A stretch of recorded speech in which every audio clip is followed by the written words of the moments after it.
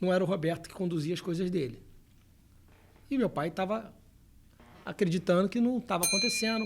O Vasco não tinha vontade de ter o Roberto de novo. Nenhum dirigente do Vasco tinha vontade de ter o Roberto de novo. Só que o meu pai era aquele torcedor maluco, torcedor apaixonado. O Roberto era o grande ídolo dele. Ele falou, não, tá maluco, imagina o meu ídolo ir pro Flamengo de jeito nenhum. Aquela coisa dele de Flamengo nem pensar, loucuras. Aí os caras do Vasco, não, o Vasco, eu acho que os caras já sabiam que tinha dado água, que ele já tinha assinado lá. Ele falou, não, me autoriza a ir lá tentar resolver. Se eu conseguir resolver, então vocês aceitam trazer ele de volta. Aí os caras, tá bom. Deixaram, tipo assim... Sabendo que já tá tudo certo. Vai bater lá... Deixa esse bobo ir lá, que ele vai dar com a cara na porta. Que ele ainda era um... Eles achavam que ele era um bobo. Aí ele foi... Teu pai começando, né? Ele já estava no clube há muitos anos, mas não tinha nenhum episódio assim de tanta... Aí ele conversou com o Roberto disse que não estava. É aquelas coisas de jogador que a gente conhece. Sim. Tá, mas não tá, mas não tá. Acho que o Roberto já tinha se arrependido, já queria realmente voltar pro Vasco, até porque meu pai tinha um poder de influência em cima dele muito grande. Aí pediu uma reunião lá com o presidente do Barcelona, que queria negociar em nome do Vasco, tinha uma carta para negociar em nome do Vasco. O cara do Barcelona, muito gentilmente, recebeu ele, veio e tal. Aí ele falou lá, negociou, e o cara falou, mas não tem como eu fazer, porque já tem um contrato assinado. Do Flamengo com o Barcelona. Flamengo, Barcelona, Roberto, não sei que detalhes desse contrato, eu não sei. Aí ele, não acredito. Deixa eu ver esse contrato. Aí o presidente do Barcelona, não tem problema nenhum. Pegou da mesa e entregou na mão dele. Quando entregou na mão dele, ele rasgou o contrato todo. Falou, tinha contrato assinado, agora não tem mais. Aí o presidente do Barcelona deu um escândalo, falou que era um absurdo, falta de respeito e tal. Ele levantou, foi embora, mas já não tinha mais o contrato, entendeu? E pegou o Roberto. Aí trouxe o Roberto de volta. Foi exatamente isso que aconteceu. Voltou lá, ficou lá persona não grata, mas rasgou o contrato, que nem um maluco, e diz, rasguei mesmo, dane-se, mas o Flamengo ele não vai. Acontece. Agora, aí você vai me perguntar, teve um desgaste com diversas pessoas por ter feito isso, mas ele não tinha problema quanto a isso. Ele achava que o certo era rasgar o contrato, rasgou. E não confirmava, né? Porque não podia confirmar que tinha feito isso. Dentro de tudo que a gente conversou aqui, e a gente que... Eu trabalhei alguns anos, você também não só trabalhou, como tem essa história toda aí de vida, da família inteira envolvida no futebol. O pessoal que não é do futebol, os torcedores que é de fora, né, eles não têm a menor ideia de como é que é o dia a dia. Isso tudo, hoje a gente falou o quê? Nem 1% de tudo que acontece no mundo do futebol e tudo mais. Só que tem uma questão que eu gostaria de levantar aqui, porque como eu vivi, eu sei como é que isso funciona, de que muita gente que está do lado de fora, eles não entendem. Para mim está errado. Tá, assim, já vou adiantando assim, para mim tá errado. Mas eles não entendem por que uma pessoa se dedica tanto a um clube sem ter remuneração, tá? Isso vem de lá de trás, porque o clube é um clube sem fins lucrativos, que era montado no estatuto de 100 anos atrás. Há poucos clubes reformaram seus estatutos, né? E tem aulas para falar sobre isso. Mas os clubes, eles... ainda até hoje, o presidente não tem remuneração. Os cargos amadores, como a gente fala, os estatutários, como os vice, tudo não tem remuneração. E aí fica, para quem não é do futebol de fora, sem entender como é que o cara abre mão da vida, se dedica tanto a isso, e ele não tem remuneração. Só pode ter interesse, ele está lá para roubar, ele está lá... Como é que você vê isso? Por que isso não muda, já que tanta coisa está mudando no futebol? Porque hoje ser presidente de um clube é ser presidente de uma empresa que fatura aí o quê hoje? 500 milhões, 600 milhões de reais? Se você, né, no tempos áureos aí do futebol, ou está batendo isso ainda hoje? Como é que você pode administrar uma empresa que fatura tanto sem você estar lá se dedicando 24 horas por dia? Se você está se dedicando 24 horas por dia, como é que você arruma dinheiro para pagar suas contas?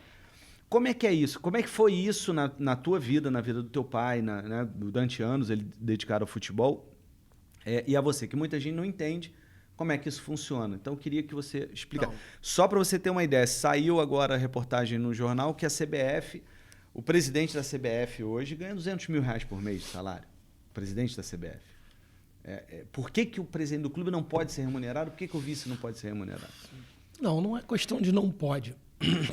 E hoje a gestão do clube já é uma gestão completamente profissional. Na maioria dos clubes tem lá o CEO, o CFO, o não sei o quê, esses todos aí, que são os caras que realmente administram a parte financeira e a parte de marketing. Tem lá um gestor de marketing remunerado. Na verdade, todas as funções do clube são remuneradas. O presidente do clube também poderia ser remunerado. Mas a partir de que o presidente do clube vira remunerado, você tira um fator determinante no cenário do futebol brasileiro, que é a paixão envolvida no esporte. Você está ali porque você é uma referência. Por isso que volta àquela questão de ter um ex-atleta no vestiário, de ter um dirigente amador no vestiário, porque tem um elemento de paixão que essas instituições são instituições centenárias que foram forjadas durante um século. Isso, o Vasco não é o Vasco porque teve um dirigente, é uma história gigantesca, é uma história escrita em diversos livros. Não é... Você não consegue escrever a história do Vasco em 1.000 páginas, 2.000 páginas, 3.000 páginas. É muita coisa. É muita coisa que aconteceu, muita coisa que foi vivida. E só quem realmente viveu isso com paixão consegue ter a real dimensão. Porque o futebol no Brasil não é igual. O futebol no Brasil não é como lá fora um espetáculo de... Por mais que vocês virou um negócio, é um negócio, movimenta muito dinheiro. Mas o torcedor tem um envolvimento de paixão totalmente diferente. A reação do torcedor só entende quem realmente viveu aquilo ali. Então tem que ter pessoas... O amador, no caso, é porque quando você passa a remunerar, como passa a ser uma coisa financeira, passa a ser... Hoje eu sou presidente do Vasco, mas eu sou presidente do Fluminense, mas eu sou presidente do Botafogo, mas eu sou presidente do... Como é que pode isso? Entra na cabeça de alguém? É como não entra na minha cabeça... Eu que vivi futebol de verdade, por mais que as pessoas digam, não tem problema, o Sidney é executivo do Vasco, mas é Flamengo, executivo do Fluminense, mas é Botafogo. Tudo bem, o executivo de futebol, o treinador de futebol, mas a gestão do clube como um todo, a filosofia do clube como um todo, o clube carrega uma essência muito grande que o cara só consegue transmitir se for Vasco. Eu não consigo tocar o Flamengo, porque eu não consigo entender como as pessoas estão engajadas com aquilo, o que cada coisa significa para elas, o que significa um jogador, o que significa uma conquista, como aquela conquista forjou o torcedor, o que representa, por exemplo, uma Comebol lá para o Botafogo, ou aquele título do Túlio, ou o gol do Maurício. O que isso representa para o botafoguense é diferente do que representa para mim. Para mim, representa um gol de título. Mais nada. Então, eu não consigo tirar isso não sendo um torcedor do clube. Por isso que eu não posso concordar, por exemplo, com um CEO do Vasco ser flamenguista. Não entra na minha cabeça. Porque por mais que o cara seja um bom profissional, por mais que o cara seja técnico, tem um poder decisório em alguma hora de mandar um funcionário embora, que aquele funcionário pode ter uma representatividade para o clube diferente, num trato com um troféu, como eles fizeram hoje, no Vasco, pegaram os troféus, jogaram numa Kombi e levaram para um lugar para depois realocar, porque o cara não tem sentimento por aquilo.